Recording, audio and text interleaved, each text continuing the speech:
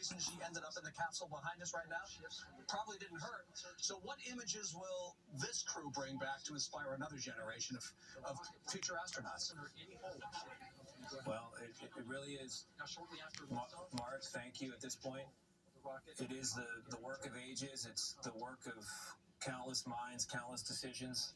And as we come down to inside, let's just listen to the launch of Artemis 2.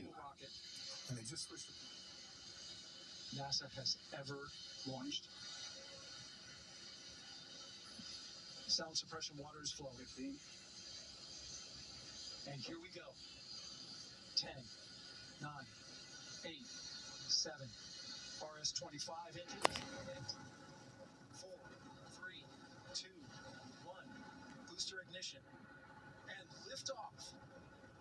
The crew of Artemis 2 now bound for the moon. Humanity's next great voyage begins. Good roll pitch. Roger, roll pitch. Houston now controlling the flight of Integrity on the Artemis 2 mission around the moon. Integrity, AMT high. On time passing 30 seconds until the points. Integrity passes the ultimate eco target milestone. Mission Control Houston seeing good performance of the main engines. Space Launch System core stage. Integrity 3 miles in altitude. Traveling more than 1,200 miles per hour.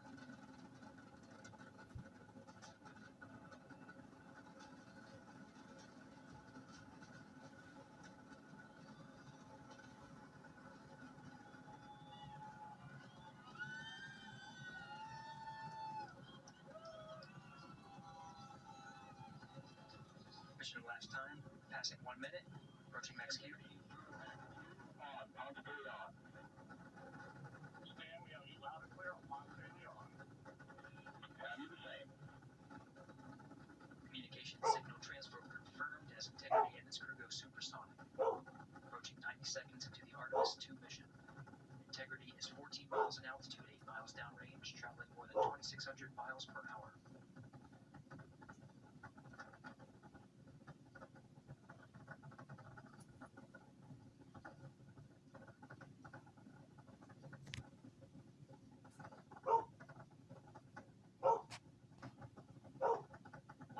Seconds of mission elapsed time, standing by for main engine throttle down to 85%, ahead of solid rocket booster separation expected at the 2-minute 9-second mark.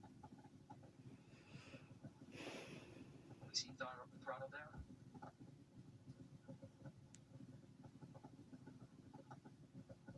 Confirmed separation.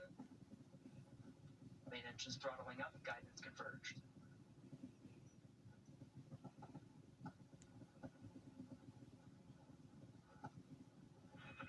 Integrity, guidance converged, performance nominal, upper stage RCS ready. So we're about to see the separation of. Integrity, SM priming complete. SM priming complete.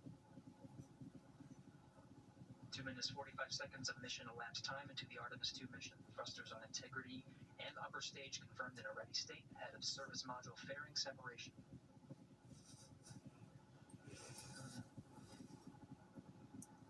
3 minutes into the flight. We are gathering ourselves here in the studio for what was very close to an on-time launch and a very impressive one. 3 miles away is the building where we're sitting, and the sound and then the wave of power, the disturbance just in the atmosphere hit us, and it felt like an earthquake.